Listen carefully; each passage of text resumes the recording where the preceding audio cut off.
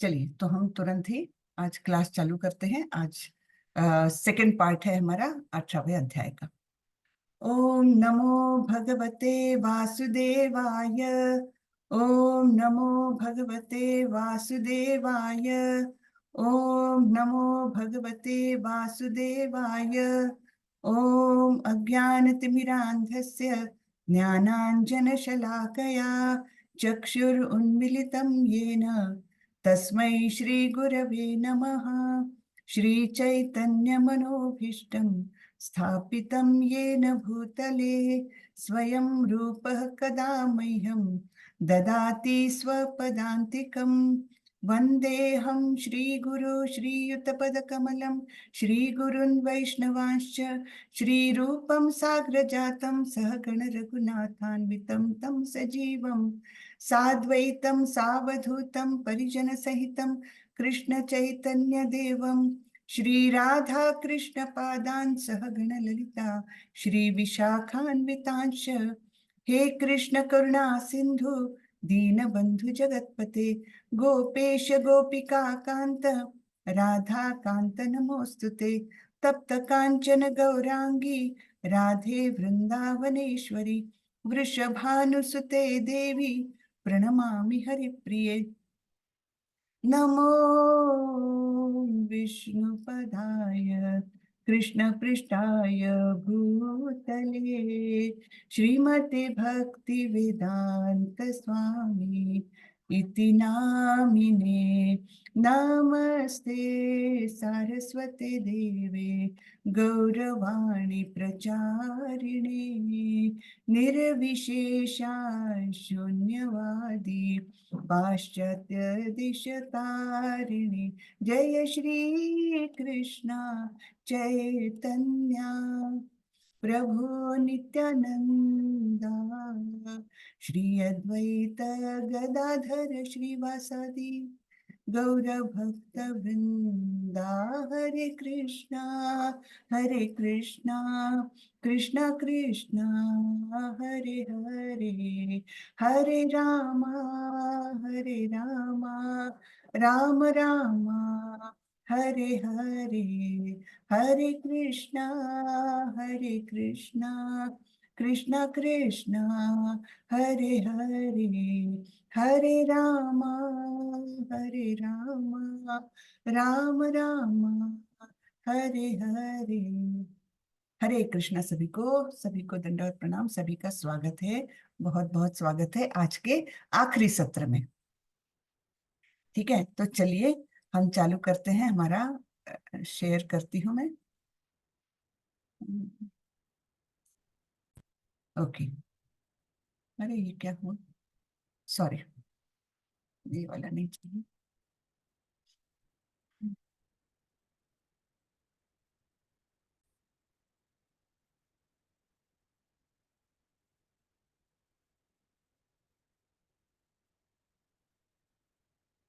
मैं इसको वहीं तक ले जाती हूँ, कॉपी।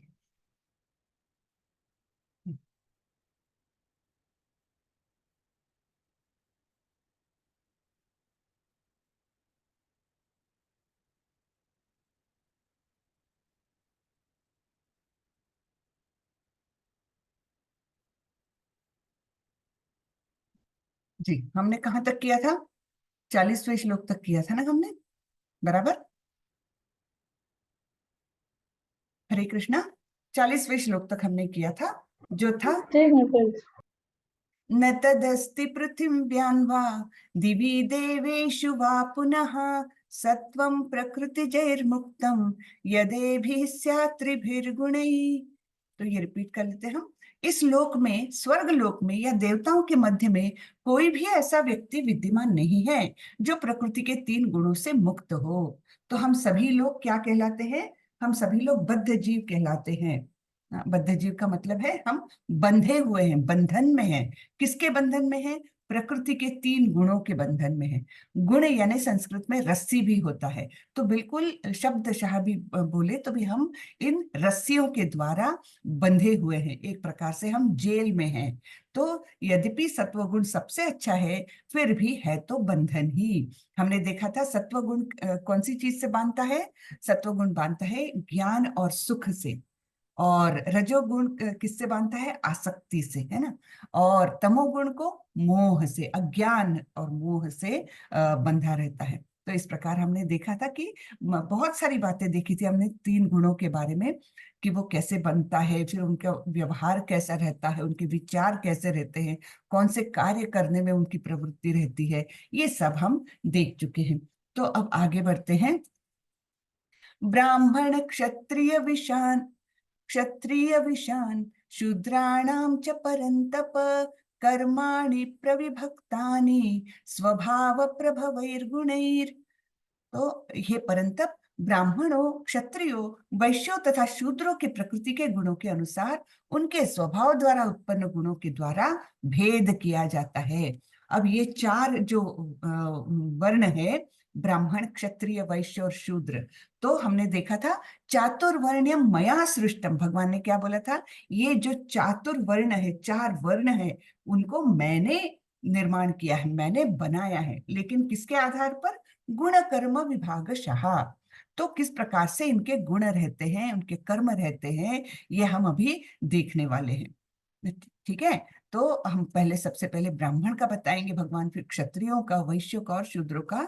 इनके गुणों के अनुसार, उनके स्वभाव द्वारा उत्पन्न गुणों के द्वारा भेद किया जाता है, उनमें अंतर क्या है, ये अभी हमको स्पष्ट होने वाला है। शमो दमस्तपः शौचम क्षान्तिरार्जवमेव च ज्ञानम विज्ञानमास्तिक्यम ब्रह्म कर्म स्वभावजम। तो ब्राह्मण क्या कर्म करता है? उसके स्वभाव कैसा है? शांति प्रियता, आत्म संयम, तपस्या, पवित्रता, सहिष्णुता, सत्यनिष्ठा, ज्ञान विज्ञान तथा धार्मिकता, ये सारे स्वाभाविक गुण हैं जिनके द्वारा ब्राह्मण कर्म करते हैं। तो ब्राह्मण के कर्म कैसे रहेंगे? जिसके द्वारा शांति निर्माण हो, शांति प्रिय है उनको, उनको झगड़ा झंझट ये पसंद नहीं है, ऐसे ब्राह्मण होते हैं। और आत्म संयम, किसी भी जगह पर उनका संयम छूटता नहीं है, अपने आप पर पूरा कंट्रोल होता है। फिर तपस्या करते हैं वे। तपस्या ने अपने आंखों के सामने एकदम जंगल में जाकर वो करना, वैसा नहीं है। तपस्या यानी कोई भी एक कड़क नियम जीवन में पालन करना, रोज रोज पालन करना, उससे कभी ना हटना, ये भी एक तपस्या कहलाती है। जैसे इस्कॉन वाले लोग 2 बजे 2:30 बजे रात को उठ के जप करते, तो वो क्या तपस्या से कम है? इतना दिन उनका बिजी रहता है, उसके बावजूद वो किसी भी हालत में सवेरे जल्दी उठ के इतना सारा तप करते हैं। तो ये इतना सारा जप करते हैं, तो ये भी एक प्रकार की तपस्या ही है ना। फिर पवित्रता, पवित्रता शारीरिक भी और आंतरिक भी पवित्रता रहना है। सहिष्णुता, बड़े ही टॉलरेंट रहते हैं, सहनशील रहते हैं। जैसे कोई वृक्ष होता है, वृक्ष को, आम के वृक्ष को बच्चे इतने पत्थर मारते हैं, लोग उसकी लकड़ियां काटते हैं, पत्ते तोड़ते हैं, लेकिन आम क्या देता है उनको? मीठे फल आम का झाड़ क्या देता है? मीठे फल ही देता है। पत्थर मारने पर उसको पत्थर ही नहीं मारेगा, है ना। तो चैतन्य महाप्रभु ने जो लिखा है शिक्षाष्टकम, उसमें ऐसा श्लोक आता है, तृणादपि सुनीचेन तरोरपि सहिष्णुना।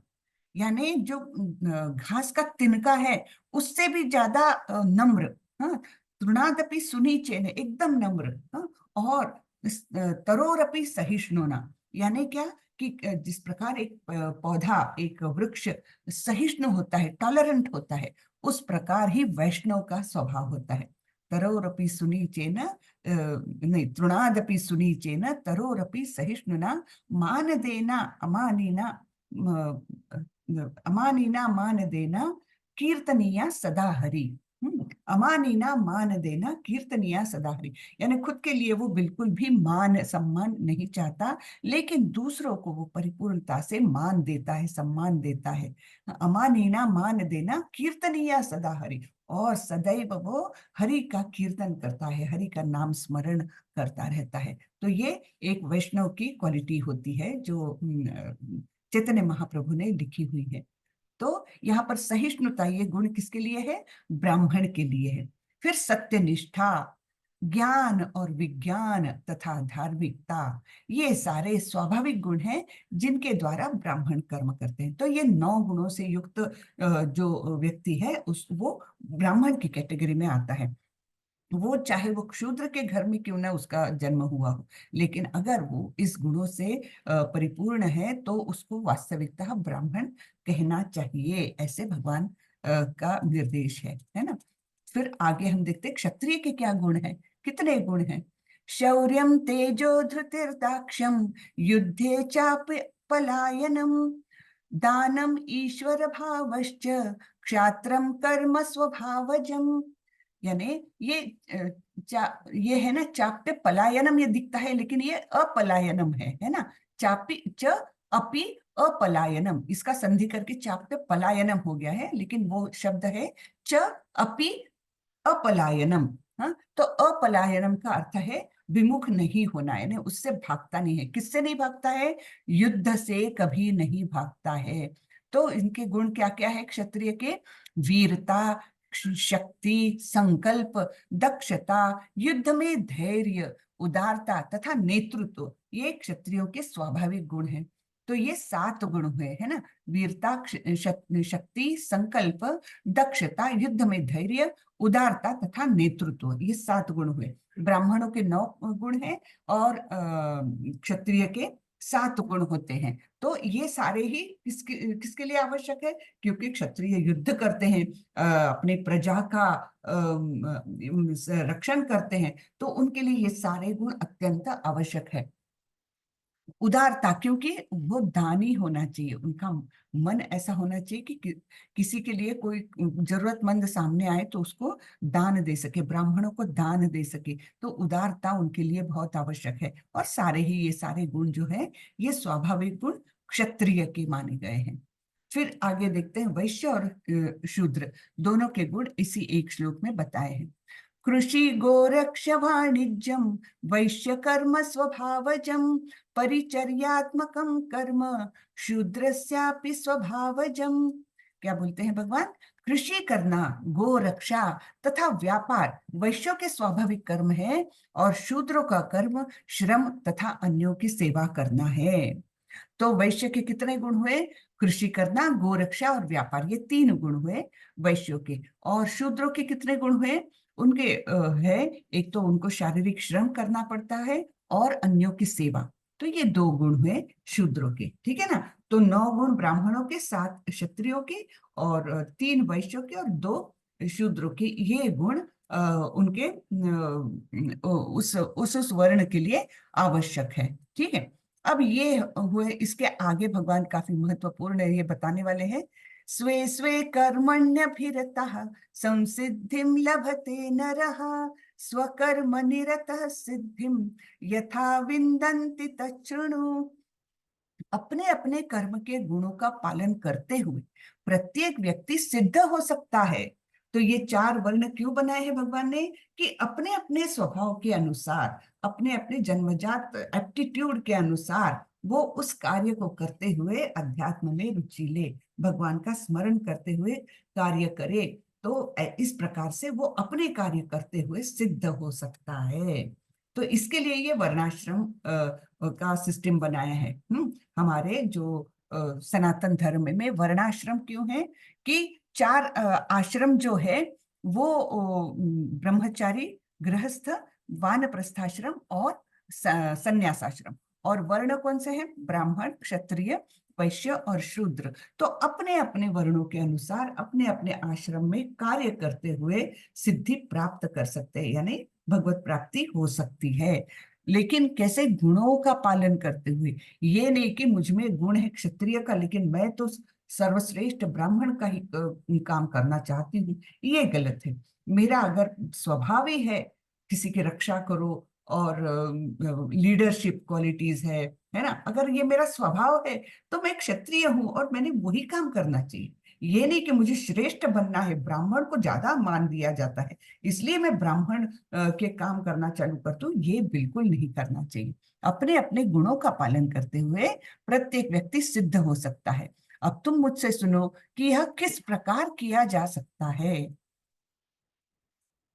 यतः प्रवृत्तिर्भूतानां येन सर्वमिदं ततं स्वकर्मणा तमभ्यर्च्य सिद्धिं विन्दन्ति मानवः। जो सभी प्राणियों का उद्गम है और सर्वव्यापी है, उस भगवान की उपासना करके मनुष्य अपना कर्म करते हुए पूर्णता प्राप्त कर सकता है। तो कितना महत्वपूर्ण है, अपना कर्म करते हुए। हाँ, अपना कर्म करते हुए हम अगर भगवान की उपासना करते हैं, और कर्म कैसा करें, अपने गुणों के अनुसार। तो ये सब लिंक्ड है ना। अपने गुणों के अनुसार अपने अपने कर्म करते हुए हम भगवान की उपासना करते हुए पूर्णता प्राप्त कर सकते हैं। ठीक है, तो ये अच्छा महत्वपूर्ण है, हमको इसे समझ के आगे बढ़ना चाहिए। फिर ये वाला श्लोक देखिए, श्रेयान् स्वधर्मो विगुणः परधर्मात् स्वनुष्ठितात् स्वभावनियतं कर्म कुर्वन्नाप्नोति किल्बिषम्। किल्बिषम् यानी पाप, है ना। तो पाप नहीं लगेगा। कब पाप नहीं लगेगा, देखते हैं हम। अपने वृत्ति परक कार्य को करना, चाहे वह कितना ही त्रुटिपूर्ण ढंग से क्यों न किया जाए, अन्य किसी के कार्य को स्वीकार करने और अच्छी प्रकार करने की अपेक्षा अधिक श्रेष्ठ है। अपने स्वभाव के अनुसार निर्दिष्ट कर्म कभी भी पाप से प्रभावित नहीं होते। तो ये बहुत महत्वपूर्ण है। जैसे कभी कभी हमको लगता है कि हम सपोज एक व्यापारी है, हाँ सपोज मैं एक व्यापारी हूँ, तो व्यापार करते हुए कई बार झूठ बोलना ही पड़ता है ना। कभी कभी कुछ क्या बोलते हैं उसको, जमाखोरी करनी पड़ती है ना, क्योंकि आगे जाके बहुत शॉर्टेज आएगा तो मेरा व्यापार चलते रहे, इसलिए जमाखोरी करनी पड़ती है, झूठ बोलना पड़ता है, ऐसे गलत काम करने पड़ते हैं। लेकिन अगर मैं ये सोचूं कि मैं ये गलत काम है इसलिए मैं ये व्यापार करूंगी ही नहीं, हाँ, और मैं क्या करूंगी, मैं चाहे तो शूद्र का काम कर लूं या फिर मैं क्षत्रिय का काम कर लूं, लेकिन मैं ये करूंगी नहीं। लेकिन मेरा स्वभाव क्या है, मेरा स्वभाव ही है कृषि गोरक्ष वाणिज्यम, इसका ही मेरा स्वभाव है। तब फिर क्या हो जाएगा, मैं दूसरा काम ज्यादा अच्छे से भी करूं फिर भी वो मुझे सफलता की ओर नहीं ले जाएगा। ये भगवान बोल रहे हैं। हाँ, मुझे सफलता यानी क्या, जीवन की सफलता, जीवन की सफलता की ओर मुझे ऐसे काम नहीं ले जाएंगे। अगर मेरा स्वभाव है व्यापार करने का, तो मुझे व्यापार ही करना चाहिए, चाहे वो मेरे त्रुटिपूर्ण ढंग से हो, चाहे मुझे ज्यादा फायदा कमाना न आए, हाँ, चाहे मैं बहुत प्रगति ना कर सकूं मेरे व्यापार में, फिर भी मुझे मेरा ही काम करना चाहिए। मैं अगर इसको त्याग कर मेरे वृत्ति के अगेंस्ट, मेरे स्वभाव के विरुद्ध अगर मैं क्षत्रिय बनकर काम करना चालू कर दूं, तो वो मैं ज्यादा अच्छे से भी करूं फिर भी वो मेरे लिए हितकारक नहीं है, क्योंकि उससे मुझे सफलता, जीवन की सफलता नहीं मिलेगी। हम सफलता यहाँ पर भगवत गीता में सफलता उसी को बोलेंगे जो भगवत प्राप्ति की ओर ले जाएंगे, मटेरियल नहीं। मटेरियल सफलता को इसमें यहाँ पर कोई भी मतलब स्थान नहीं है कि आप क्षत्रिय बनकर के लीडर बन गए हो और बहुत अच्छा काम कर रहे हो, वो नहीं। यहाँ पर हमको जीवन की सफलता, और जीवन की सफलता हमने देखा है क्या है, कि हम मनुष्य जन्म का सदुपयोग करें। जो हमको बहुत दुर्लभ ऐसा मनुष्य जन्म मिला है, वो भी भारत वर्ष में मिला है, तो उसका हम सदुपयोग करें, उसका अच्छा उपयोग करें और भगवत प्राप्ति की ओर बढ़े, है ना।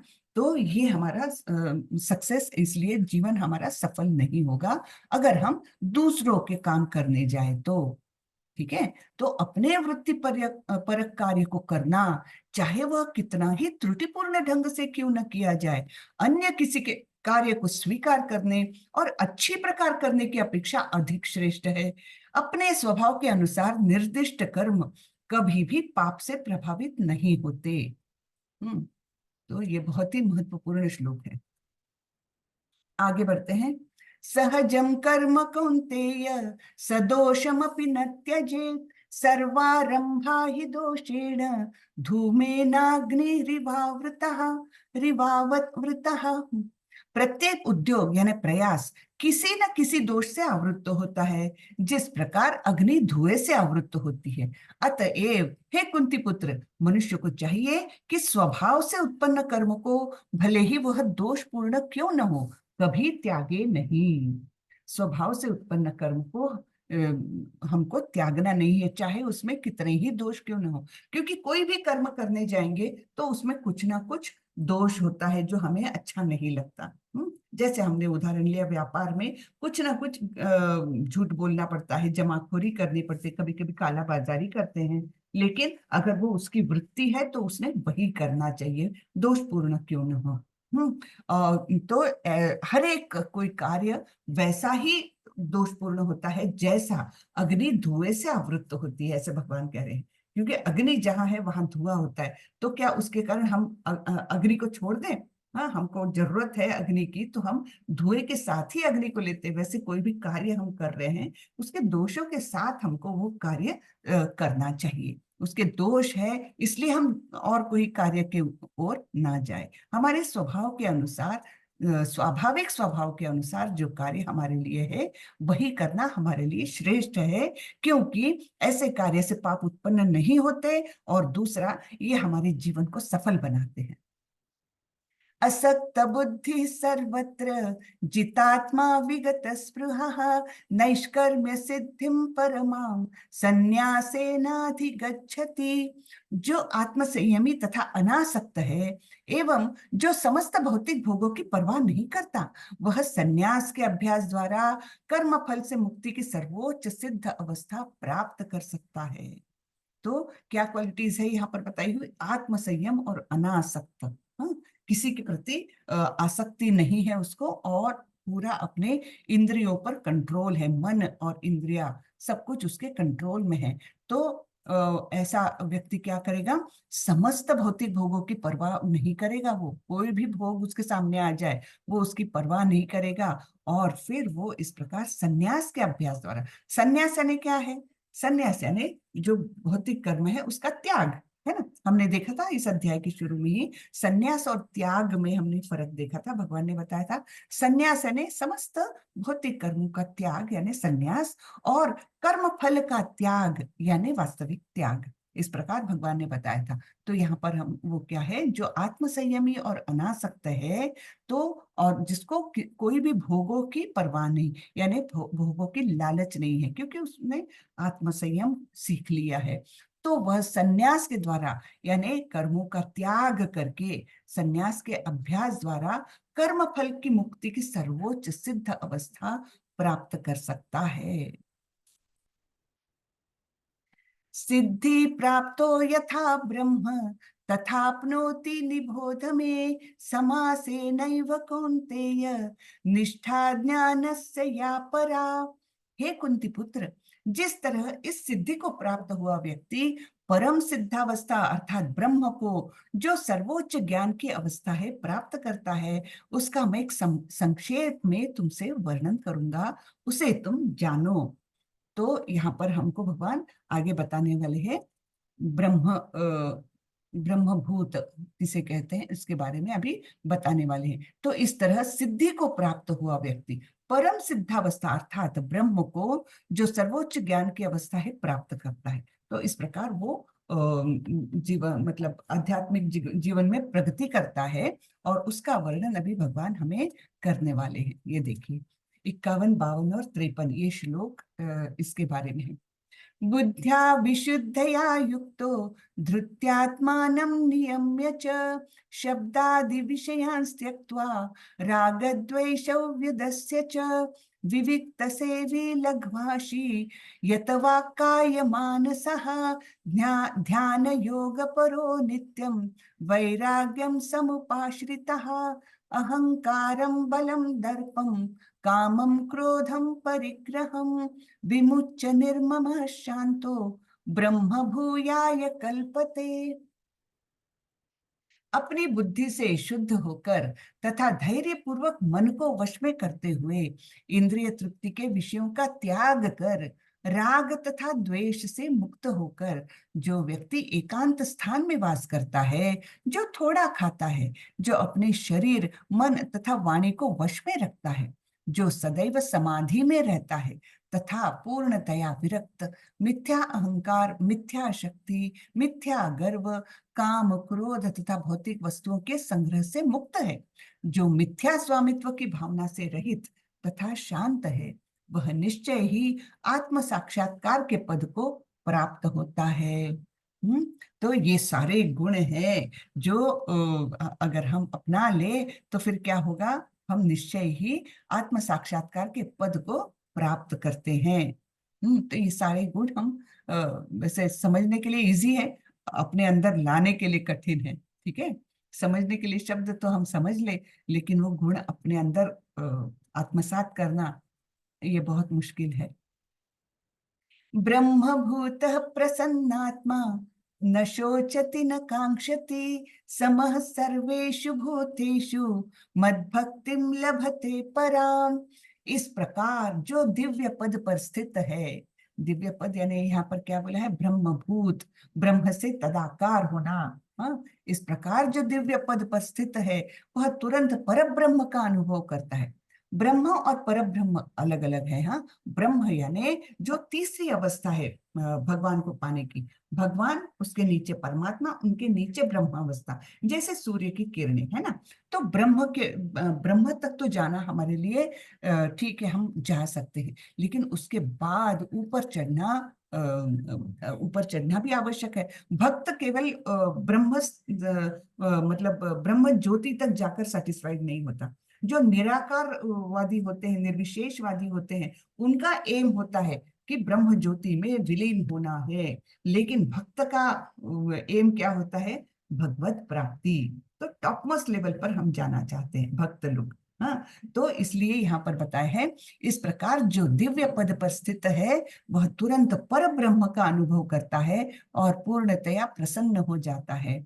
वह न तो कभी शोक करता है, न किसी वस्तु की कामना करता है, वह प्रत्येक जीव पर समभाव रखता है। उस अवस्था में वह मेरी शुद्ध भक्ति को प्राप्त करता है। तो ये शुद्ध भक्ति की स्तर तक यहाँ पर पहुंच सकते हैं, इतने सारे गुण अपना कर, और उसके बाद ये ब्रह्मभूत प्रसन्नात्मा बनने के बाद तब हम जाकर कहीं शुद्ध भक्ति प्राप्त करते हैं। हम्म तो यहाँ पर थोड़ा सा हम पढ़ लेंगे तात्पर्य। तात्पर्य श्रीला प्रभुपाद जी द्वारा। श्रीला प्रभुपाद की जय।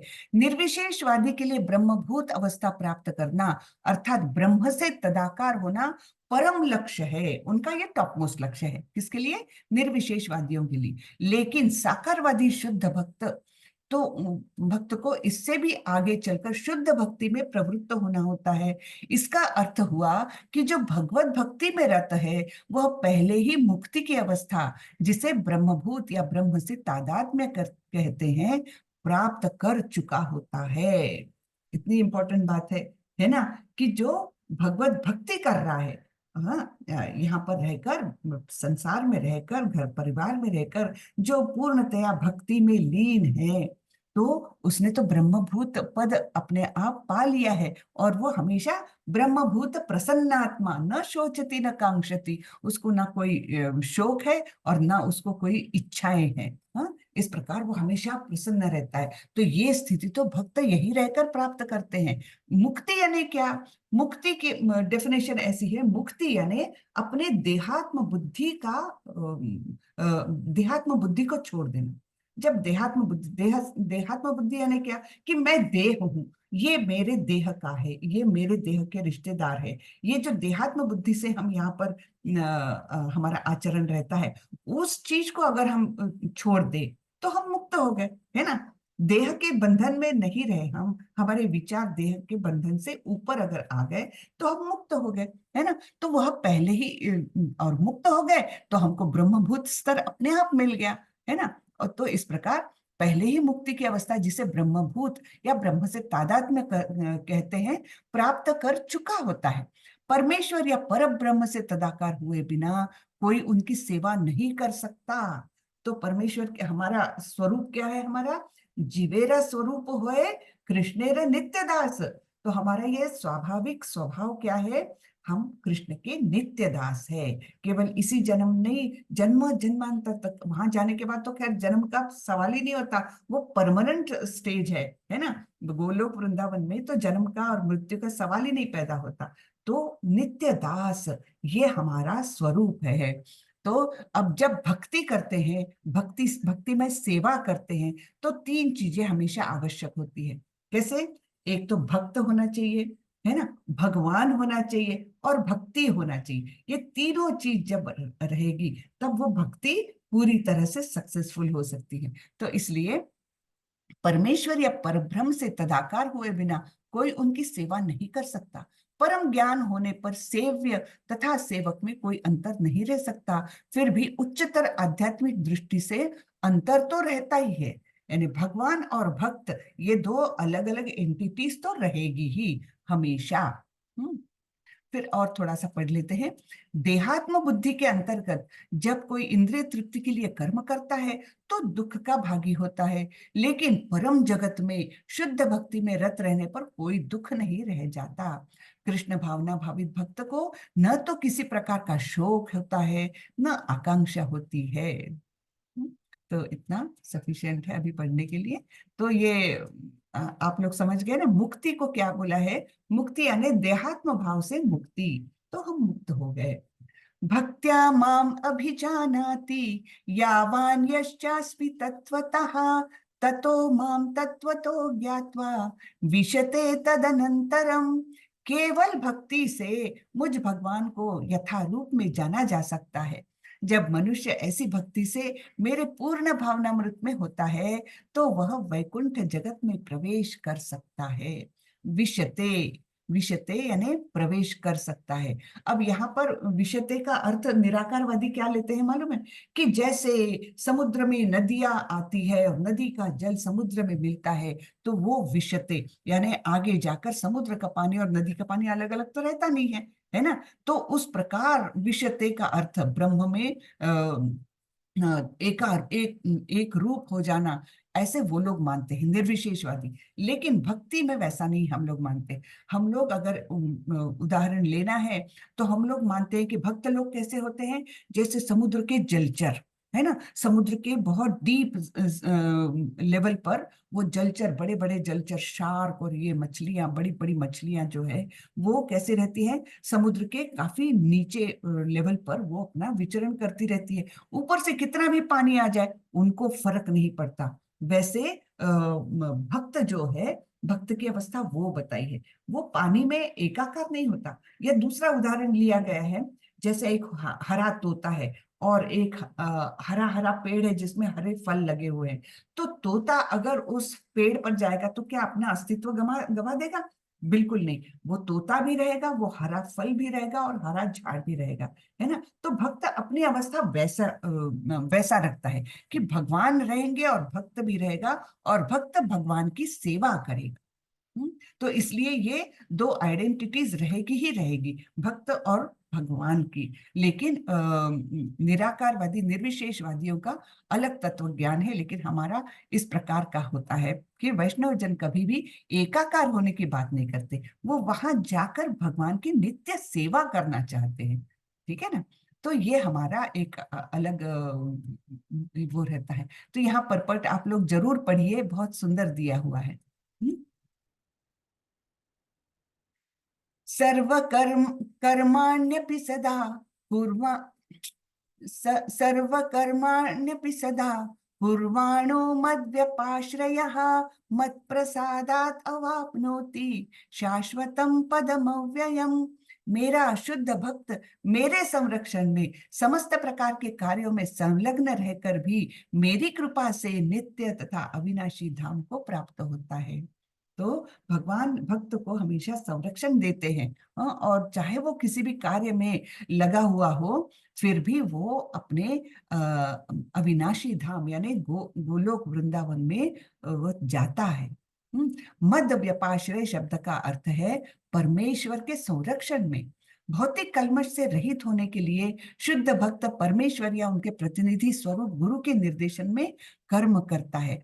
तो यहाँ पर हमको ये जानना चाहिए कि ये अवस्था अपने आप से नहीं आ सकती, क्योंकि गुरु के मार्गदर्शन के बिना ये सब संभव नहीं है।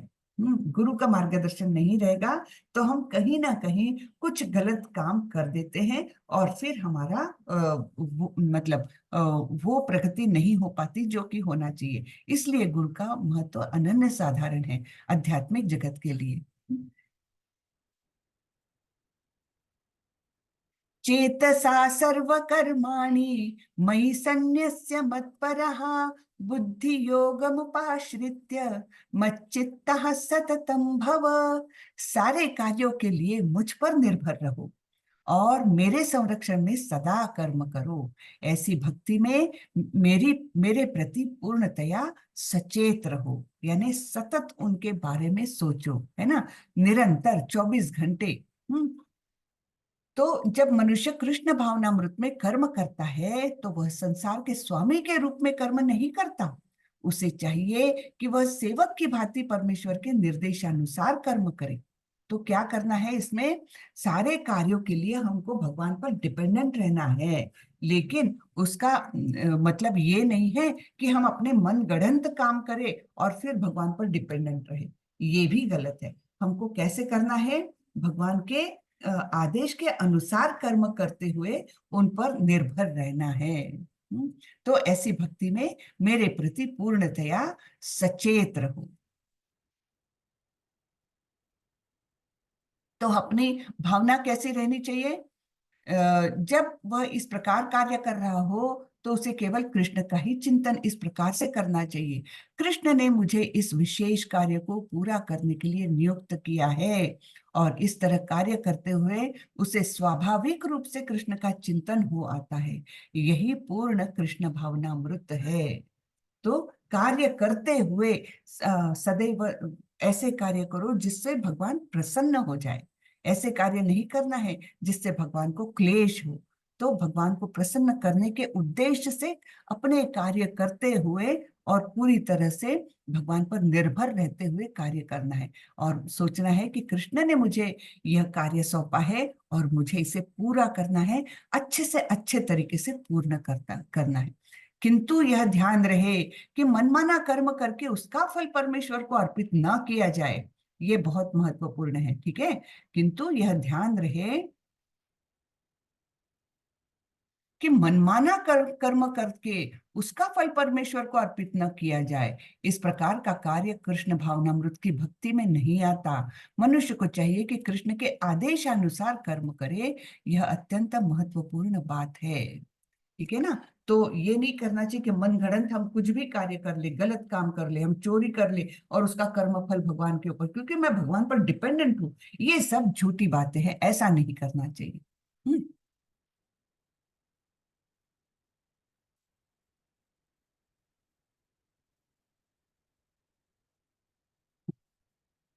मच्चित्ता सर्वदुर्गाणि मत्प्रसादात् तरिष्यसि अथ चेत्त्वम् अहंकारान् न श्रोष्यसि विनक्ष्यसि।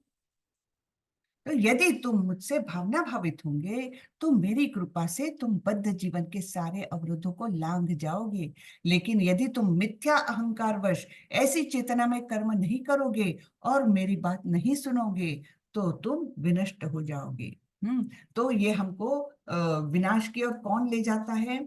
कि हम भगवान के आदेशों का पालन नहीं करते। हम नहीं समझ पाते कि भगवान हमसे क्या चाह रहे हैं।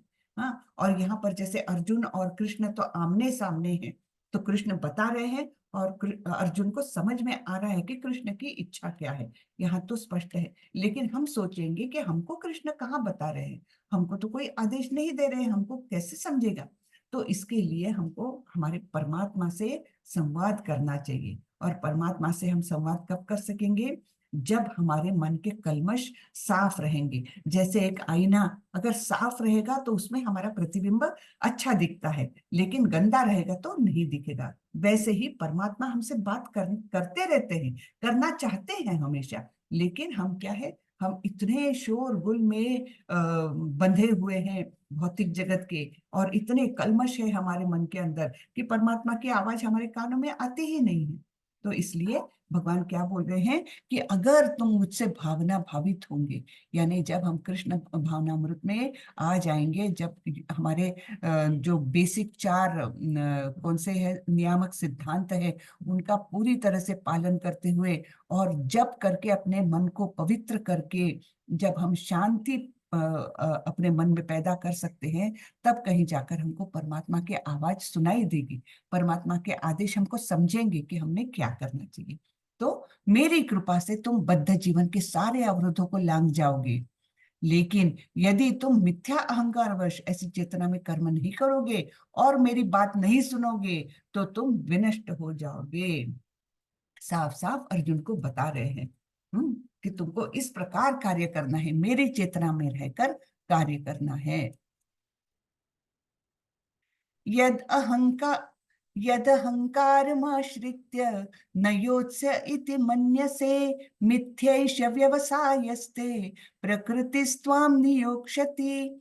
यदि तुम मेरे निर्देशानुसार कर्म नहीं करते और युद्ध में प्रवृत्त नहीं होते, तो तुम कुमार्ग पर जाओगे। तुम्हें अपने स्वभाववश युद्ध में लगना होगा। तो अर्जुन का तो स्वभाव है क्षत्रिय का, है ना। शुरू से बचपन से उनका तो स्वभाव ही रहा है, तो उनको अपना नियत कर्तव्य करना ही चाहिए। भगवान ने क्या बोला है, अगर तुम नियत कर्तव्य त्रुटिपूर्ण ढंग से भी क्यों ना करो, अपने स्वभाव के अनुसार अपना कर्म करोगे, चाहे वो त्रुटिपूर्ण हो, तब भी तुमको पाप नहीं लगेगा। लेकिन अगर तुम अपने कर्म को, अपने स्वभाव से नियत कर्म को त्याग कर दूसरों के कर्म करने जाओगे, तब तो वो योग्य नहीं है, उससे तुम्हारी आध्यात्मिक प्रगति बिल्कुल नहीं हो सकेगी। तो ये बताया हुआ है भगवान ने। तो इसलिए यहाँ पर बता रहे हैं, अगर तुम युद्ध में प्रवृत्त नहीं होंगे तो तुम कुमार्ग पर जाओगे, अरे तुम पथभ्रष्ट हो जाओगे, तुम क्षत्रिय कहलाने के लायक ही नहीं रहोगे, और ना ही बाकी किसी भी वर्ण में तुम फिट आ सकते हो, तो तुम कुमार्ग पर जाओगे। तुम्हें अपने स्वभाववश युद्ध में लगना होगा, ऐसे भगवान बोल रहे हैं। स्वभावजेन कौन्तेय निबन्धः स्वेन कर्मणः, कर्तुं नेच्छसि यन्मोहात् करिष्यस्य वशोऽपि तत्। इस समय तुम मोहवश मेरे निर्देशानुसार कर्म करने से मना कर रहे हो, लेकिन हे कुंती पुत्र, तुम अपने ही स्वभाव से उत्पन्न कर्म द्वारा बाध्य होकर वही सब करोगे। तो ठीक है, अपने ही स्वभाव से उत्पन्न तुम कर्म द्वारा बाध्य होकर तुम ये सब करना पड़ेगा तुमको। अभी तुम मोहवश हो, अभी तुम्हारी बुद्धि काम नहीं कर रही है। तो ये भगवान बता रहे हैं। फिर क्या बोल रहे हैं भगवान, ईश्वर सर्वभूतानां हृद्देशेऽर्जुन तिष्ठति, भ्रामयन् सर्वभूतानि यंत्रारूढ़ानि मायया। यानी ईश्वर सभी के हृदय में स्थित है। हे अर्जुन, परमेश्वर प्रत्येक जीव के हृदय में स्थित है, और भौतिक शक्ति से निर्मित इस यंत्र में सवार की भांति बैठे समस्त जीवों को अपनी माया से घुमा रहे हैं, भरमा रहे हैं। तो जो हमारा देह बना है उसे यंत्र कह रहे हैं भगवान। ये भौतिक चीजों से बना हुआ है। कौन से चीजों से? हाँ, भूमि आपो अनलो वायु खम मनो बुद्धि एवच, है ना। तो हमारा शरीर बना है अग्नि, जल, वायु, पृथ्वी और आकाश, इन पंच महाभूतों से, और सूक्ष्म शरीर बना हुआ है मन, बुद्धि और अहंकार से। तो ये एक यंत्र के समान है, ऐसे भगवान बता रहे हैं। और उसके अंदर कौन बैठा है? आत्मा बैठी है, यानी जीव बैठा है। तो इस जीव को अपनी माया से, परमात्मा भी बैठे हैं, तो वो अपनी माया से इस जीव को घुमा रहे हैं, यंत्रारूढ़ानि मायया। तो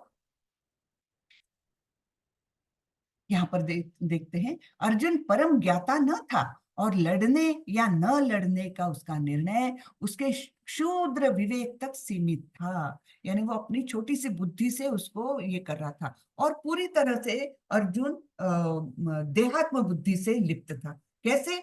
क्योंकि वो सोच रहा था, मेरे गुरु, मेरे पितामह, इनको मैं कैसे मारूंगा, है ना। मेरा यानी किससे जुड़ा हुआ? देहात्म बुद्धि से जुड़ा हुआ। तो उसकी बुद्धि जो थी वो योग्य तरीके से काम नहीं कर रही थी, है ना।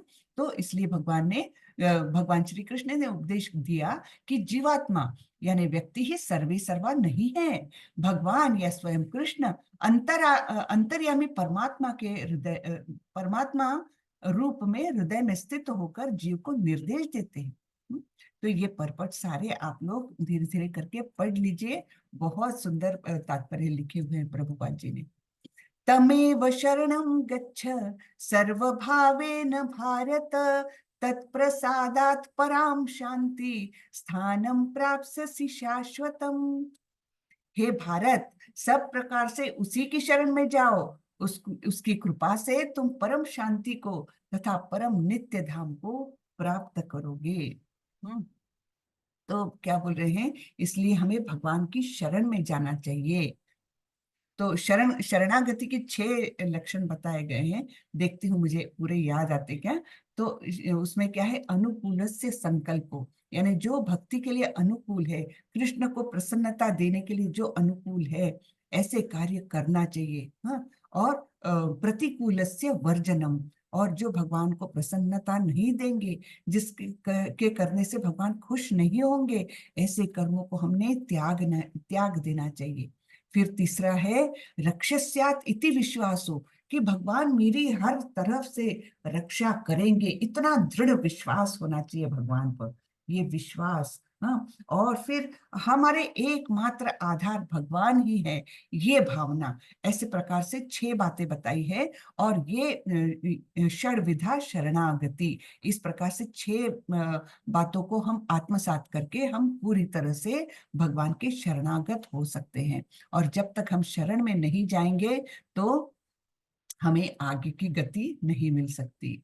तो सब प्रकार से उसी की शरण जाओ, उसकी कृपा से तुम परम शांति, यानी मेरी ही शरण में आओ। लेकिन यहाँ पर परमात्मा को वो दूसरा करके संबोधित कर रहे हैं, लेकिन मेरी शरण में आओ, मेरी ही कृपा से तुम परम शांति को तथा परम नित्य धाम को प्राप्त करोगे।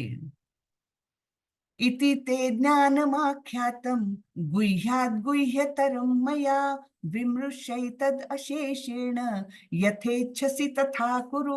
अब इतना पूरा ज्ञान दिया भगवान ने 18 अध्याय में, है ना। और फिर आखिरी में लेकिन स्वतंत्रता जीव की उन्होंने ली नहीं है, अर्जुन की स्वतंत्रता छीनी नहीं है। क्या बोल रहे हैं कि इस प्रकार मैंने तुम्हें गुह्यतर ज्ञान बतला दिया, इस पर पूरी तरह से मनन करो, और तब जो चाहो सो करो। यानी फ्रीडम दी है पूरी अर्जुन।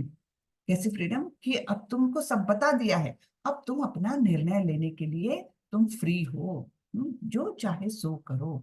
यानी देखिए, ये अपने यानी ये भगवत गीता की एक बहुत ही महान बात है, कि सब कुछ भगवान ने बताया, उसके बाद ये नहीं बोला कि चलो अब समझ लिया ना, अब चलो युद्ध करने जाओ, ये नहीं बोला हुआ। ये फ्रीडम है। हाँ, ये सनातन धर्म की बड़ी ही खासियत मानी जाती है, कि यहाँ पर पूरी जीव को जो फ्रीडम दी है भगवान ने, वो कहीं भी लेश मात्र भी कम नहीं करते हैं। तो यहाँ पर बोलते हैं अर्जुन को, तुम जो चाहो सो करो, अब मैंने तुम्हें अपना ज्ञान, जो तुमको जिसकी आवश्यकता थी, वो ज्ञान मैंने तुम्हें दे दिया है।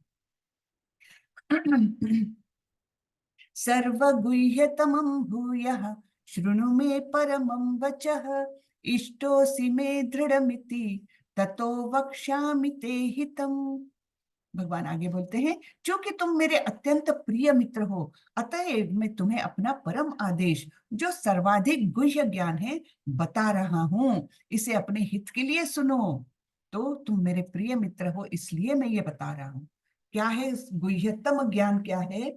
मन्मना भव मद भक्तो मद्याजी माम नमस्कुरु, मामे वैश्यसि सत्यम ते प्रतिजाने प्रियोसी में। आप लोगों को याद होगा, ये पहली वाली लाइन जो है ना, कि इसके पहले भी हम पढ़ चुके हैं एक अध्याय में।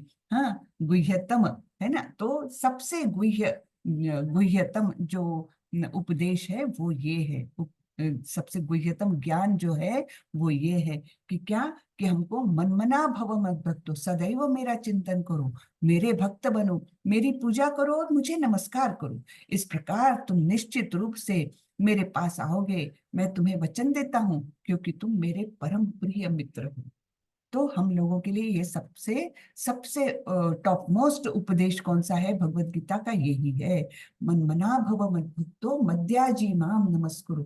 यानी भक्ति ही सर्वश्रेष्ठ है। इससे और क्या ये चाहिए, प्रूफ चाहिए, है ना? ये बार बार भगवान बोल रहे हैं कि भक्ति ही सर्वश्रेष्ठ है। बाकी दूसरे लोग कर्म योग, है ना? बहुत लोग तो बोलते हैं भगवत गीता में क्या दिया है, मुझे पता है, मैंने पढ़ी है भगवत गीता, क्या दिया है उसमें? कर्मयोग के बारे में बताया। लेकिन सर्वश्रेष्ठ क्या है? ज्ञान योग सर्वश्रेष्ठ है, ऐसे यानी लोग बोलते हैं। लेकिन हमने ये समझना चाहिए कि बार बार भगवान ने भक्ति के बारे में ही बताया है। मनमना भव मद्भक्तो मद्याजी माम नमस्कुरु मामे वैशिष्य सत्यम ते प्रतिजाने प्रियोसी में। तो सदैव मेरा चिंतन करो, मेरे भक्त बनो, मेरी पूजा करो और मुझे नमस्कार करो। कितनी सिंपल एक्टिविटी है ये, कितनी सिंपल, इससे और क्या सिंपल हो सकता है ना? और इसके द्वारा हम परम धाम को जा सकते हैं, सिर्फ इतना ही करके। इस प्रकार तुम निश्चित रूप से मेरे पास आओगे, मैं तुम्हें वचन देता हूं, क्योंकि तुम मेरे परम प्रिय मित्र हो। तो ज्ञान का गुह्यतम अंश है कि मनुष्य कृष्ण का शुद्ध भक्त बने, सदैव उन्हीं का चिंतन करे और उन्हीं के लिए कर्म करे। हाँ, व्यावसायिक ध्यानी बनना ठीक नहीं, बाकी कोई भी क्रिया से हम भगवत प्राप्ति नहीं कर सकते इजीली। हाँ, ये सबसे क्या है, सबसे इजी भी है, और भगवान ने इसी का वर्णन पूरे भगवत गीता में किया हुआ है। ठीक है, तो ये हमारे लिए गुह्यतम ज्ञान, टॉप मोस्ट नॉलेज।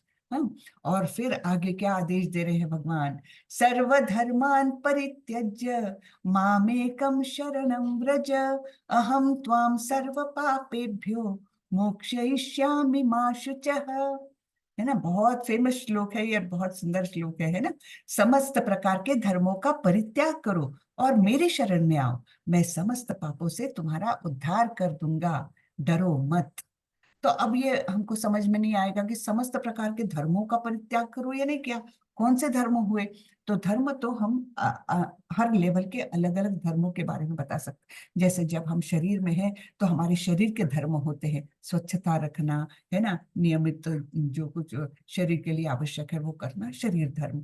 जब हम परिवार में हैं तो परिवार का धर्म भी हम अपनाते हैं। तो हमारे देह से बढ़कर हम परिवार के रक्षण के लिए काम करते हैं ना, तो परिवार धर्म हुआ। फिर कुछ लोग आगे जाकर देश के लिए काम करते हैं, तब वो अपने परिवार की भी चिंता नहीं करते, तो देश के लिए काम करते हो, देश धर्म, है ना? तो इस प्रकार हर समय में हमारे धर्म का थोड़ा थोड़ा ये शेड बदलती रहती है ना? तो भगवान क्या बोल रहे हैं यहाँ पर? सभी प्रकार के धर्मों का परित्याग करो, केवल मेरी शरण में आओ, बाकी सब तुम छोड़ दो। हाँ? केवल मेरी शरण में आओ, मैं समस्त पापों से तुम्हारा उद्धार कर दूंगा, डरो मत। इतना आश्वासन दिया है भगवान ने, डरो मत। हाँ, मैं समस्त पापों से तुम्हारा उद्धार कर दूंगा। लेकिन करना क्या है? भगवान की शरण ग्रहण करनी।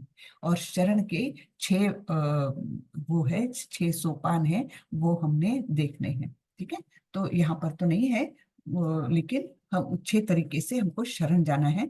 उसके पहले 2 वो है कि भगवान को जो अनुकूल है, भगवान को जो प्रसन्न कर सकते हैं, ऐसे कार्य करने का संकल्प करना।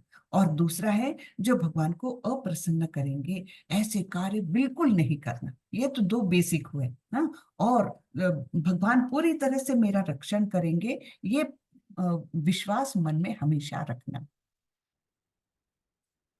ये देखो यहाँ पर ये आ ही गया है श्लोक, वेरी गुड। अनुकूलस्य संकल्पः प्रतिकूलस्य वर्जनम रक्षस्यातिथि विश्वासो गोप्तृत्वे वर्णम तथा आत्म निक्षेप कार्पण्य षड विधा शरणागति ही।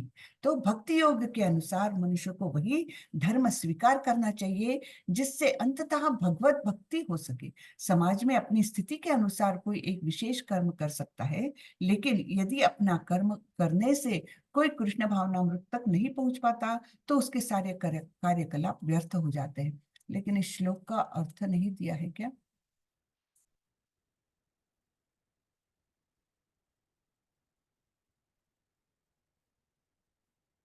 ठीक है, यहाँ पर नहीं दिया हुआ, कोई बात नहीं। आप लोग ये श्लोक ये कर लीजिए और उसका पूरा अर्थ आपको नेट पर कहीं मिल जाएगा, वो देख लीजिएगा। ठीक है, तो ये शरणागति, ये शरण जाना कितना महत्वपूर्ण है। इदं ते न तपस्काय न भक्ताय कदाचन न चाशुश्रूषवे वाच्यम न च माम योऽभ्यसूयति। यह गुह्य ज्ञान उनको कभी भी न बताया जाए जो न तो संयमी है, न एकनिष्ठ, न भक्ति में रत है, न ही उसे जो मुझसे द्वेष करता है। तो ये हमने जाकर किसी को भी ये ज्ञान बताना नहीं चाहिए। हाँ, कभी कभी लोग बहुत उसका गलत अर्थ निकालते हैं, और खास करके जो कृष्ण से द्वेष करते हैं। बहुत लोग द्वेष करते हैं कृष्ण से। हाँ, वो भगवत गीता पढ़ते हैं लेकिन उसमें से कृष्ण को माइनस कर देते हैं। कई कई ऐसे वो है भाष्य लिखे गए हैं भगवत गीता पर, जिसमें कृष्ण का स्वरूप ही बदल दिया है उन्होंने। तो वास्तविक जो स्वरूप है कृष्ण और अर्जुन का जो संवाद है, उसका जो वास्तविक अर्थ है वो उसमें से निकाल देते हैं, गलत अपना अपना इंटरप्रिटेशन डालते हुए वो भाष्य लिखते हैं, जो बहुत ही गलत है। तो इसलिए भगवान ने बताया है ये कि ये गुह्य ज्ञान उनको कभी भी न बताया जाए जो न तो संयमी है, न एकनिष्ठ है, न भक्ति में रत है, और न ही उसे जो कि मुझसे द्वेष करता है। तो ये हमने ये ध्यान रखना चाहिए कि ये ज्ञान हमने किसी को भी ऐसे बताना नहीं, चीपली नहीं बताना चाहिए। कोई उस पर कोई कमेंट्स भी करता है तो हमने शांति रखना है, ठीक है। लेकिन ये भगवान के आदेश समझकर हमको इसको सबको नहीं बताना है। हाँ, जो भक्ति में आना चाहता है, जिसकी भगवान पर श्रद्धा है, हाँ, तो उसको ये जरूर बताना चाहिए। तो यहाँ पर भगवान बताते हैं, य इदं परमं गुह्यं मद्भक्तेष्वभिधास्यति भक्ति मयि परां कृत्वा मामे वैश्यत्य संशयः। जो व्यक्ति भक्तों को यह परम रहस्य बताता है वह शुद्ध भक्ति को प्राप्त करेगा और अंत में वह मेरे पास वापस आएगा।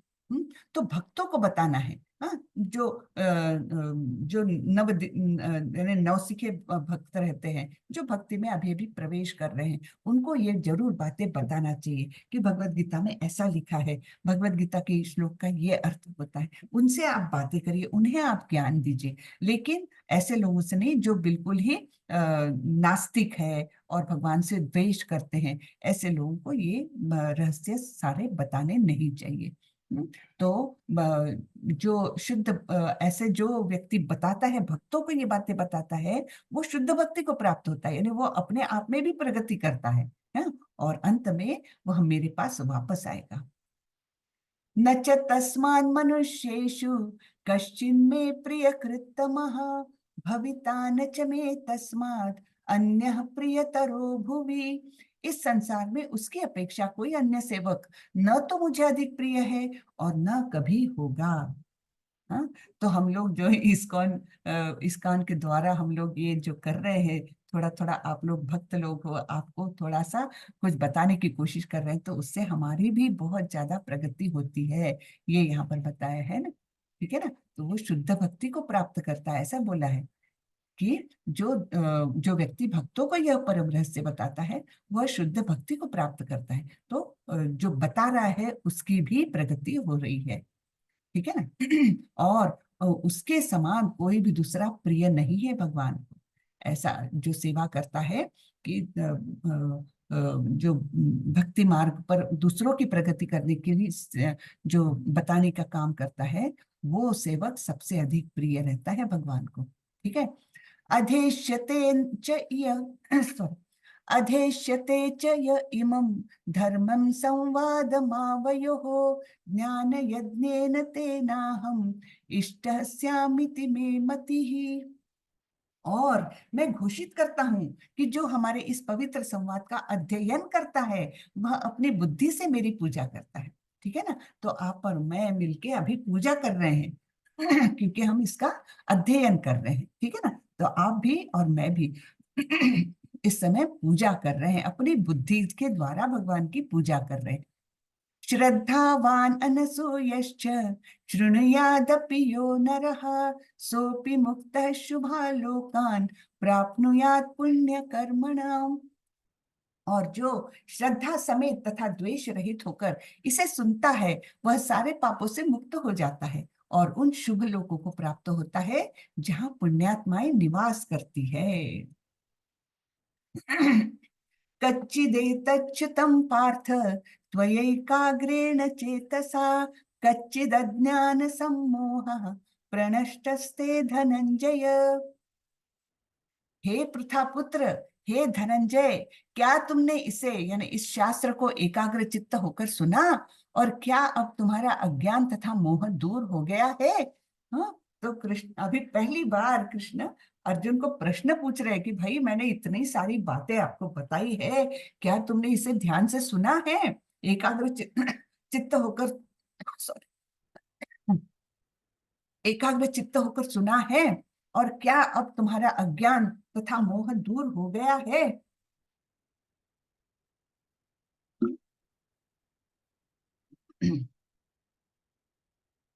अब अर्जुन बोल रहे हैं। अर्जुन उवाच नष्टो मोहः स्मृतिर्लब्ध्वा त्वत्प्रसादात् मयाञ्च्युत स्थितोऽस्मि गतसन्देहः करिष्ये वचनं तव। अर्जुन ने कहा, हे कृष्ण, हे अच्युत, अब मेरा मोह दूर हो गया है। आपके अनुग्रह से मुझे मेरी स्मरण शक्ति वापस मिल गई है। अब मैं संशय रहित तथा दृढ़ हूँ और आपके आदेशानुसार कर्म करने के लिए उद्यत हूँ। तो अब अल्टीमेटली देखिए, अध्याय 1 में क्या था अर्जुन का, कैसी उनकी मनस्थिति थी और अभी कैसी है। उस समय वो इतने कंफ्यूज्ड थे कि मैं पाप कर रहा हूँ, मुझे इन पर दया आ रही है ना, और मैं इन लोगों को सबको मार दूंगा तो मुझे क्या आनंद मिलेगा? 3 लोगों का राज्य भी मिल जाएगा तो भी मुझे आनंद नहीं मिलेगा, तो ये एक पृथ्वी का राज्य लेकर मैं क्या करूं? है ना, इतने सारे उनके मन में कंफ्यूजन्स आ गए थे। और 18वें अध्याय में उन्होंने क्या बोला? अब मेरा मोह दूर हो गया है। आपके अनुग्रह से मुझे मेरी स्मरण शक्ति वापस मिल गई है। स्मरण शक्ति किस बात की? कि मेरा एक्चुअल स्वरूप क्या है, मनुष्य का एक्चुअल स्वरूप क्या है, मनुष्य को कैसे कर्म करना है। तो ये स्मरण शक्ति मुझे वापस मिल गई है। अब मैं संशय रहित हूँ तथा दृढ़ भी हूँ, और मैं आपके आदेशानुसार कर्म करने के लिए उद्यत हूँ। मैं तैयार हूँ, आपके आदेशानुसार ही कर्म करूंगा मैं। तो जीव जिसका प्रतिनिधित्व अर्जुन कर रहा है, उसका स्वरूप यह है कि वह परमेश्वर के आदेशानुसार कर्म करे। बहुत इंपॉर्टेंट लाइन है ये। तो हमारा प्रतिनिधित्व अर्जुन के रूप में हो रहा है ना? अर्जुन भी जीव है और हम भी जीव है, तो हमारा प्रतिनिधित्व अर्जुन कर रहे हैं। और जीव का स्वरूप क्या है? कि वे परमेश्वर के आदेश के अनुसार कर्म करें, उससे ऊपर कुछ भी नहीं। हाँ, उससे ऊपर कुछ नहीं। परमेश्वर का आदेश ही सर्वोच्च है। तो वो जो आदेश देंगे वैसा हमने कर्म करना ही चाहिए। तो यहाँ पर हो गई भगवत गीता खत्म अभी, लेकिन संजय देख रहे हैं, अभी संजय इसका समापन कर रहे हैं। संजय कहाँ से देख रहे हैं? हस्तिनापुर में बैठकर, धृतराष्ट्र के सामने बैठकर, राजमहल में बैठकर वे देख रहे हैं क्या क्या हो रहा है, सुन रहे हैं क्या बातें हो रही है, और वे वैसा नैरेट भी करते जा रहे हैं। तो अभी संजय बोल रहे हैं। संजय उवाच इत्यहं वासुदेवस्य पार्थस्य च महात्मनः संवादम इम अश्रौषम अद्भुतम रोमहर्षणम। संजय ने कहा, इस प्रकार मैंने कृष्ण तथा अर्जुन इन दोनों महापुरुषों की वार्ता सुनी, और यह संदेश इतना अद्भुत है कि मेरे शरीर में रोमांच हो रहा है। तो वाकई में ये सब भगवत गीता जब हम ऐसे ध्यान से पढ़ते हैं तो हमारे भी शरीर में रोमांच होता है ना। व्यास प्रसादाच्युतवान् एतद् गुह्यमह्यं परम योगम योगेश्वरात् कृष्णात् साक्षात् कथयतः स्वयं। व्यास की कृपा से मैंने ये परम गुह्य बातें साक्षात योगेश्वर कृष्ण के मुख से अर्जुन के प्रति कही जाती हुई सुनी है। तो व्यास जी की कृपा से संजय को जो दिव्य दृष्टि मिली थी उसके बारे में यहाँ पर उल्लेख हो रहा है कि व्यास जी की कृपा से मैंने ये सब कुछ देखा और साक्षात परमेश्वर योगेश्वर कृष्ण के मुख से ये बातें सुनी हैं। राजन् संस्मृत्य संस्मृत्य संवादम इमं अद्भुतम केशवार्जुनयो पुण्यम हृष्यामि च मुहुर्मुहुर्। हे राजन, जब मैं कृष्ण तथा अर्जुन के मध्य हुई इस आश्चर्यजनक तथा पवित्र वार्ता का बारंबार स्मरण करता हूँ तो प्रति क्षण आह्लाद से गदगद हो उठता हूँ। तो इतने वो इतने आनंदित हो गए हैं संजय कि वो बोलते हैं कि मैं ये जो जब जब मैं याद कर रहा हूँ उन बातों को, हाँ, पवित्र बातें, आश्चर्यजनक बातें, उनको जब मैं स्मरण कर रहा हूँ तो हर क्षण मुझे, मैं गदगद हो रहा हूँ, प्रसन्नता से गदगद हो रहा हूँ। तच्च संस्मृत्य संस्मृत्य रूपम अत्यद्भुतम हरे विस्मयो में महान राजन ऋष्यामि च पुनः पुनः। हे राजन, भगवान कृष्ण के अद्भुत रूप का स्मरण करते ही मैं अधिकाधिक आश्चर्यचकित होता हूँ और पुनः पुनः हर्षित होता हूँ। और फिर आखिरी का श्लोक क्या बोल रहे हैं संजय? यत्र योगेश्वर कृष्णो यत्र पार्थो धनुर्धरः तत्र श्रीर्विजयो भूतिर् ध्रुवा नीतिर्मतिर्मम। जहाँ योगेश्वर कृष्ण है और जहाँ परम धनुर्धर अर्जुन है, वहीं ऐश्वर्य, विजय, अलौकिक शक्ति तथा नीति भी निश्चित रूप से रहती है, ऐसा मेरा मत है। तो यहाँ पर भगवत गीता खत्म होती है कि संजय ने तो डिक्लेयर भी कर दिया कि विजय तो होगी किसकी? पांडवों की ही, क्योंकि उनकी तरफ साक्षात योगेश्वर कृष्ण उनके तरफ से है। हाँ? और जहाँ पर योगेश्वर कृष्ण है और जहाँ पर अर्जुन जैसा धनुर्धर है, वहीं पर निश्चित रूप से विजय भी होगी। और विजय के साथ साथ आएगा ऐश्वर्य और अलौकिक शक्ति, क्योंकि कृष्ण है वहां पर, और नीति, क्योंकि युधिष्ठिर की जैसा नीतिमान सर्वोच्च नीतिमत्ता वाले पुरुष वहां पर है। तो इसलिए उनका ही विजय होगा, ऐसा मेरा मत है।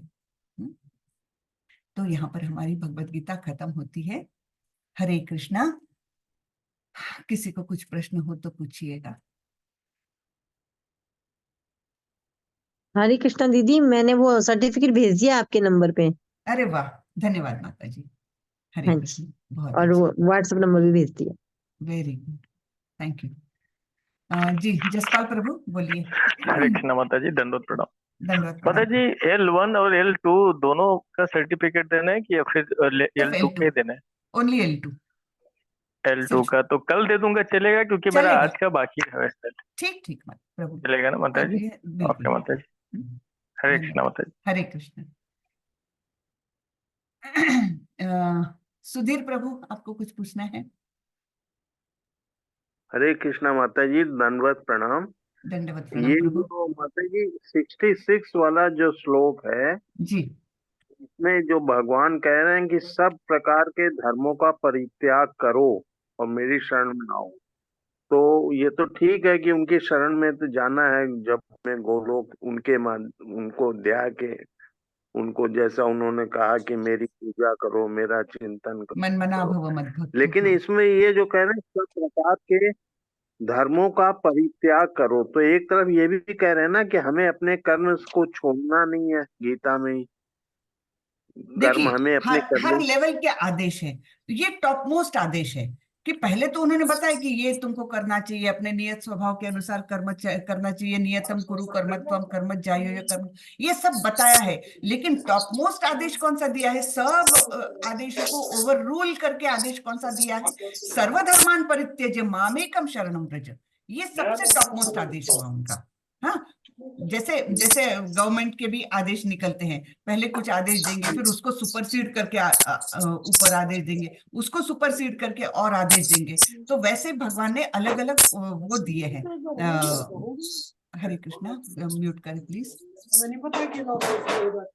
ऐसे भगवान ने हर लेवल के लिए आदेश दिए हैं। हाँ, लेकिन टॉप मोस्ट आदेश कौन सा दिया है? सर्वधर्मान परित्यज्य, तुम सब कुछ छोड़ दो, सारे धर्मों के बारे में विचार करना छोड़ दो, केवल तुम मेरी शरण में आओ।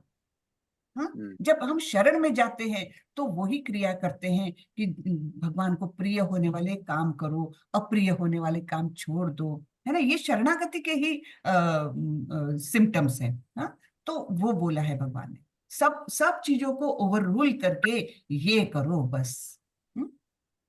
सबको नहीं ओवर तो रूल फिर किया है। परिवार का धर्म ना करें फिर। करे ना, आप करिए, लेकिन फिर परिवार का धर्म करके आप पूरी तरह से शरणागत नहीं हो पाओगे। तो शरणागत होने के लिए, टोटल शरणागति करने के लिए आपको बाकी सब छोड़ देना पड़ेगा।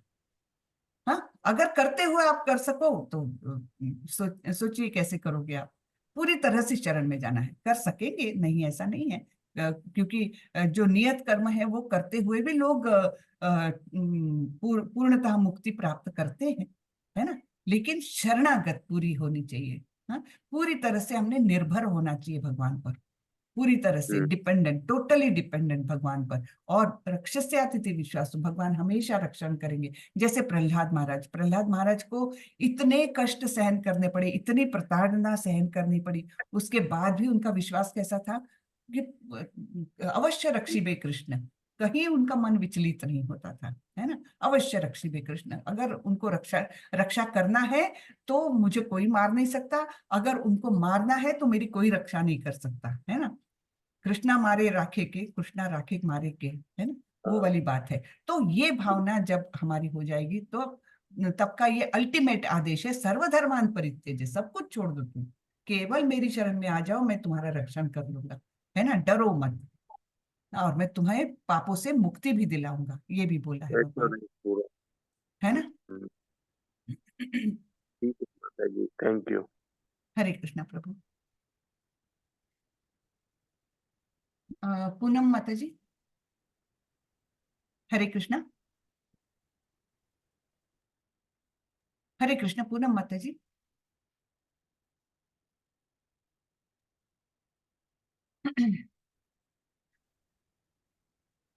माता जी L3 का टाइम क्या रहेगा? सुबह 6 का है टाइम, अच्छा जी, टाइम है और ना कब से सवेरे। क्लासेस का कल से शुरू हो जाएंगी क्या? नहीं, कल से नहीं, आपको मैसेज आएगा माता जी ग्रुप में। अभी तो मैं ठीक सर्टिफिकेट्स वगैरह भेजूंगी, तो मुझे लगता है हो सकता है अगले हफ्ते से हो जाए। ठीक है, ठीक। तो हो सकता है, यानी मुझे पूरा मालूम नहीं है। अभी मैं आपके सबके सर्टिफिकेट्स भेज दूंगी, और फिर उसके बाद कितने लोग होते हैं उसके अनुसार वो आपको ग्रुप में मैसेज आ जाएगा। ठीक है, अभी जो मुझे बताया है वो थर्सडे फ्राइडे सवेरे 6 बजे का टाइम ऐसे बताया हुआ है, ठीक है, थर्सडे एंड फ्राइडे। ठीक है, हरे कृष्णा माता हाँ जी। ठीक है, ठीक है। सेकंड लेवल का सर्टिफिकेट आपको सेंड करना है? जी जी माता जी, ठीक है लेवल 2 का सर्टिफिकेट भेज दीजिए। आपके अ, नंबर हरे पे कृष्णा। मेरे नंबर पे भेज दीजिए। आपका नंबर दे दीजिए माता जी। ग्रुप में मिल जाएगा ना, मेरे द्वारा जो आते हैं ना मैसेजेस, उसमें मेरा नंबर मिल जाएगा। ठीक है जी बहुत माता जी। जी, ठीक है। हरे अ, कृष्णा माता जी। हरे कृष्णा। माता जी वो मेरा तो लॉगिन ही नहीं हो रहा है, तो सर्टिफिकेट भी नहीं मिलेगा मेरे को, फिर मैं कैसे कोर्स 3 में जाऊंगी, लेवल 3 में? आप मीना माता जी बोल रहे हैं? मैं पूनम अग्रवाल। पूनम, हाँ, आपकी केस तो मैंने भेज दी है वहां पर आईटी में, हाँ आईटी जी वालों को भेज दिया है मैंने आपकी केस, और वो जी लोग काम कर रहे हैं उस पर। आपके बारे में जी मैं बताऊंगी अलग से। जी ठीक है, मैं आपके बारे जी, में बताऊंगी, आपको ठीक है। मैसेज कर हरे दूंगी कृष्णा माता जैसे। जी। हरे तो कृष्णा। मेरा जब ये 3 लेवल शुरू होगा तो उसमें फिर मेरा आप रिक्रूट आप करेंगे ज्वाइन वो? कर लेना, आप ज्वाइन कर लेना, और हाँ आपके सर्टिफिकेट के बारे में फिर मैं बताऊंगी आपको जी। कैसा क्या करना है। हाँ तो व्हाट्सएप पे आएगा, उससे ज्वाइन कर हाँ, सकती हूँ मैं? जी जी थैंक यू, बिल्कुल। बहुत धन्यवाद माता जी। जी, हरे कृष्ण। खुशी हरे माता कृष्णा। जी। हरे हरे कृष्ण, जी खुशी माता माता जी। जी, जी बोलिए। जय श्री कृष्ण। हरे माता जी, कृष्ण। अभ्यास द्वारा भगवत प्राप्ति किसे कहते हैं, और मतलब उसमें क्या क्या चीजें होती हैं? अभ्यास में क्या क्या आता है माता जी? अभ्यास में यही सब आता है माता जी। अभ्यास यानी एक तो हमें भगवान, मतलब जो भगवान के उपदेश है उनके बारे में पूरा मालूम हो, और भगवान को क्या प्रिय है क्या अप्रिय है वो सब मालूम हो, और उसको प्रैक्टिस करें, रोज रोज प्रैक्टिस करें। जैसे भगवान का नाम स्मरण, है ना, भगवान का जब नाम स्मरण करते हैं तो वास्तविक भगवान हमारे जिह्वा पर नाचते हैं, ऐसा बोला जाता है शुद्ध भक्तों के। हाँ, हम लोग तो अभी कुछ भी नहीं है, लेकिन ऐसा कहते हैं कि जैसे हमारे प्रभु जी हमेशा कहते हैं कि नाम स्मरण करने के बाद जैसे रसगुल्ला खाया हो वैसी मिठास जीवा पर हम अनुभव करें, तब वो असली नाम स्मरण। मिठास आ जाती है, लेकिन वो हम हमारे लिए अभी बहुत दूर की बात है, लेकिन वैसा होता है शुद्ध भक्ति में। तो अभ्यास करना है ना, यही नाम जब इतना कंसंट्रेशन से करना कि उसमें हम बिल्कुल तल्लीन हो जाए, दूसरा विचार हमारे मन में ही ना आए, वो एक अभ्यास हुआ। और दूसरा, जो जो भगवान की सेवा है उसका भी अभ्यास करें तन्मयता से। भगवान का श्रृंगार करते समय पूरी तन्मयता से उनका श्रृंगार करें, उन्हें प्रसन्नता देने के लिए, है ना। भगवान को जब भोग चढ़ाए पूरी प्रेम और भक्ति के साथ, इस प्रकार से जो भी हमारे भक्ति के कार्य है वो करते समय हम पूरी तल्लीनता से करें। ये एक प्रैक्टिस प्रैक्टिस से आएगा, यही अभ्यास है। और तो और उसके साथ शास्त्रों के बारे में पढ़ना, शास्त्रों को पढ़ना। तो जैसे भगवत गीता, भागवतम, जितना हम पढ़ेंगे उतना हमको भगवान को ज्यादा जानेंगे, और जितना ज्यादा जानेंगे उतना हमारा प्रेम बढ़ेगा। तो ये भी एक अभ्यास है ना, अलग अलग जी तरीके माता से। जी। माता जी, और भगवत गीता गणेश जी ने भी तो लिखी थी ना? नहीं नहीं, भगवत गीता लिखी तो व्यास जी नहीं है, उन्होंने भागवतम में लिखने में पूरा वो किया है। भागवतम लिखते समय उन्होंने नहीं क्या अपना दांत तोड़कर फिर लिखा फास्ट, जी जी। ऐसे जो कथा है वो है, वो भागवतम के लिए, भगवत गीता नहीं। भागवतम बहुत बड़ा ग्रंथ है ना, इसलिए उसके लिए वो महाभारत लिखे, महाभारत। महाभारत लिखा है। हाँ। अच्छा। और माता जी, आप आज जैसे अंतिम है 18वां अध्याय, तो माता जी आरती नहीं करेंगे हम एक आरती कर भगवत लीजिए। गीता? जी, माता जी हरे सबके आप कृष्णा प्रश्न माता ले जी। लेती हूँ फिर, मैं सबके प्रश्न ले लेती हूँ फिर जी जी करते हैं। बिल्कुल। जी, हरे कृष्णा माता जी। हरे हरे कृष्णा। कृष्णा। जी, माता जी, इसमें आपका फोन नंबर नहीं आ रहा है, इसलिए क्षमा करके शर्मा जी का नहीं है कोई। क्षमा नहीं, क्षमा माता जी नहीं, मेरा नंबर तो है। आपका नंबर कम्युनिटी एडमिन आ रहा है करके, आप और हाँ नंबर हाँ, नहीं आ रहा है। ठीक है, मैं दे देती हूँ। और या ये सर्टिफिकेट उसी पे आ गया है, सर्टिफिकेट मेरा तो। आ गया क्या? अच्छा, मेरा हाँ नंबर जी, आ देती हूँ, गया चैट है। में दे रही हूँ मैं, आप लिख लीजिए। ठीक है माता जी।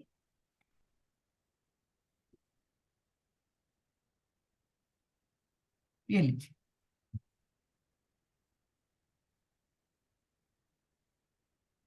ठीक है माता जी। जी माता जी, आ, एक प्रश्न पूछना था। जी जो हम प्रणाम मंत्र में पढ़ते हैं, नमस्ते सरस्वती देवे गौर वाणी प्रचारिणी वाला श्लोक, उसमें ये जो लास्ट है, निर्विशेष शून्यवादी पाश्चात्य पाश्चात्य देश तारिणी। हाँ, ये इसका जरा ये वाला एक्सप्लेन कर देंगे आप, उन्होंने इसका सबसे मतलब। पहले ये इस्कॉन शुरुआत कहाँ से की ओम उन्होंने? विष्णु पादाय, हाँ। हाँ, है ना। इस्कॉन शुरुआत कहाँ से की उन्होंने? पाश्चात्य देश से की ना। तो सबसे पहले यानी सबसे अध्यात्म से दूर जगह पर जाकर, ऐसे पाश्चात्य देश में जाकर उनको तार लिया उन्होंने। हाँ, है ना। नमो विष्णुपदाय कृष्ण पृष्ठाय भूतले श्रीमते भक्ति वेदांत स्वामिनीति नामिने नमस्ते सारस्वती देवे गौरवाणी प्रचारिणी निर्विशेषाय शून्यवादी पाश्चात्य देशतारिणी। वो लोग कैसे थे? निर्विशेषवादी थे, है ना। भगवान है ही नहीं, या यानी मृत्यु के बाद हमारा कुछ नहीं होता, मृत्यु हो गया तो खत्म हो गया, जीवन एक ही मिलता है, इस प्रकार से उनके सारे विचार रहते थे पाश्चात्य देशों में, है ना। उनको क्योंकि भगवान की संकल्पना ही नहीं थी, या उनको पुनर्जन्म की संकल्पना ही नहीं थी, जो अपने शास्त्रों में तो बिल्कुल है ही, है ना। आत्मा है और आत्मा पुनर्जन्म लेती है, ये सब संकल्पना उधर थी नहीं, इसलिए वे निर्विशेष या शून्यवादी, शून्यवादी यानी कि मृत्यु के बाद कुछ नहीं है, जीरो। हाँ, वो शून्यवादी कहलाते हैं। तो उनको तार लिया प्रभुपाद जी ने जाकर, और जो पाश्चात्य देश में मतलब रहते हैं, पाश्चात्य देश तारिणी, है ना। तो इसलिए वहां पर ऐसा लिखा गया है, उन्होंने वहां पर ठीक। जाकर सबको तार लिया। और कितने लोगों को, बाप रे, हम सोच नहीं कृष्ण सकते। पृष्ठाय भूतले मतलब। हाँ, कृष्ण पृष्ठाय भूतले यानी इस भौतिक जगत में उन्होंने कृष्ण को लाया, एक प्रकार से अच्छा। कृष्ण को ही लाया, है ना। और उस हम्म, प्रकार सबसे भक्ति करवाई, एक प्रकार से कृष्ण का अवतरित किया उन्होंने, इसलिए ठीक क्या है। लिखा? माता जी ये मंत्र का पूर्ण अर्थ भेज देंगे क्या वॉइस रिकॉर्डिंग में? कौन से वाले श्लोक का? यही खुशी माता जी, क्या लिखा है आपने? इसी श्लोक का? ठीक है, ठीक है। मेरे पास इंग्लिश बुक है तो मैं देखती हूँ, मैं इंग्लिश में भेज दूंगी। इंग्लिश में मैं भेज ठीक है दूंगी अगर। माता जी। जी, हरे कृष्णा। रश्मिता माता जी, आपको कुछ पूछना है? हरे कृष्ण माता जी। हरे और कृष्ण। मेरा लेवल 2 का क्विज ना कंप्लीट नहीं हुआ है, हम कल भेज देंगे तो होगा? हाँ हाँ, चलेगा चलेगा हाँ चलेगा। ठीक है। जी, हरे कृष्णा। तो सबके प्रश्न हो गए? चलिए, तो बहुत अच्छा लगा आप लोगों का साथ मिला मुझे इतना। आप लोगों ने जैसे भी, मैं मेरी जितनी शक्ति थी, जितनी क्षमता थी, मैंने कोशिश की, और आप लोगों ने सबने सुना। बहुत बहुत धन्यवाद। ठीक है, चलिए फिर आपका भी बहुत बहुत धन्यवाद दीदी, माता जी। हरे कृष्णा जी। आपने आप बहुत अच्छा समझाया। आप सबको बहुत बहुत अच्छा समझाया धन्यवाद। दीदी, आपका भी बहुत धन्यवाद। धन्यवाद धन्यवाद। तो सबको लेवल 3, लेवल 4, लेवल 5 के लिए बहुत बहुत शुभकामनाएं। आप सबकी बहुत बहुत प्रगति हुए आध्यात्मिक जगत में, यही मेरी शुभकामनाएं हैं, क्योंकि इससे जीवन बहुत अच्छा हो जाता है, सुंदर जीवन हो जाता है। तो इसलिए आप लोग इसे छोड़िए नहीं, और कंटिन्यू करिए, बहुत प्रगति करें आप लोग, सभी लोग। और आपके साथ मैं भी धन्यवाद करूं माता जी। आपके साथ मैं भी प्रगति करूं। चलिए, ओके। जी बिल्कुल, हरे बिल्कुल बिल्कुल। कृष्ण माता हरे जी। कृष्ण। माता जी, वाचा कृष्ण दंडवत कल्पतरुभ्यश्च प्रणाम। कृपा सिन्धुभ्यैव च पतितानां पावनेभ्यो वैष्णवेभ्यो नमो नमः। अनंत कोटि वैष्णव वृंद की जय, श्रीला प्रभुपाद की जय। हरे कृष्ण। हरे कृष्ण हरे सभी को। कृष्ण, हरे हरे कृष्ण। हरे कृष्ण। हरे हरे कृष्ण। कृष्ण। हरे कृष्ण। हरे चलिए।